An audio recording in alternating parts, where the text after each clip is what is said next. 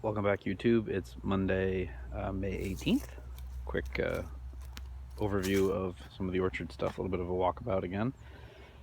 It's a good time of the year because the grapes are just starting to burst open. You can see I've got some little tiny leaves here. I'll show you what a grape bud looks like when it's swelling. I'm sorry for the terrible quality of this phone. It's not the greatest resolution. I should probably get a new one with a better mic and everything. But the goal for last year was trying to get these plants, which have now been in the ground, I think 2 years. The goal was to try to get them to the top or the bottom wire, the first set of cordons, to sort of get started that way. But as you can see, this row are just not as vigorous growing as I would like them to be. They're just a little slower, but could be in part due to the soil conditions, could be any number of things.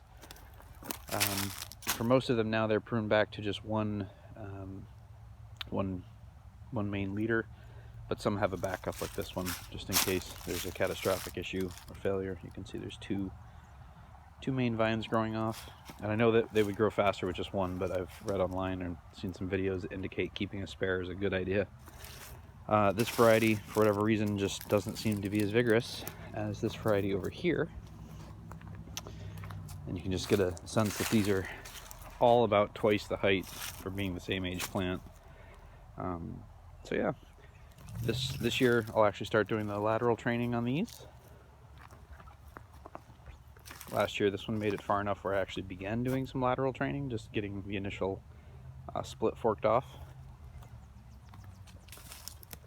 And you can see here we're just about at the point where I can make the branch if it grows two different leads, which I think it will from those, the top bud that you can see, and then the bud a little bit down to the right. And this one is struggling perhaps the most. It was actually a replacement plant that I put in last year to replace one that didn't make it here. The plant's alive. It's got a shoot way down at the bottom. It's very difficult to see, but there is, I keep saying there is a little green shoot down at the bottom, and at the knobby part of where the last year's growth and the previous year's growth meet, there's plenty of pink swollen buds that should break forward pretty soon. So yeah, that's the plan, is to let these get up to the first wire this year and start training them out horizontally. This entire structure is going to get some love this year, I hope. I can't tell if you quite gather from everything I'm doing here, but these posts were left long and meant to be cut off somewhere above, head height. But this post nearest to me, as you can see, it's just incredibly crooked. It warped badly the year I put it in. So that whole post may have to get cut in half and redone, or taken out entirely, which would be a pain because they're concreted in at the base.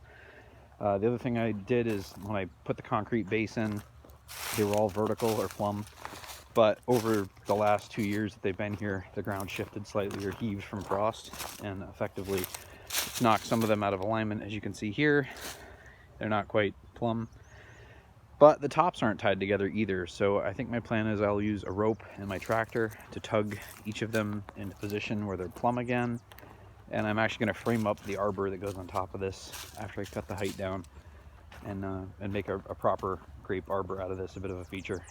It was done kind of in haste to get them in the ground because the important part was to get the plants growing. But now I think it's time to put some attention into the actual structure. I can imagine kind of a semi-open pergola through here. From this angle, by the way, you can see the furthest back on the left of how crooked that post is.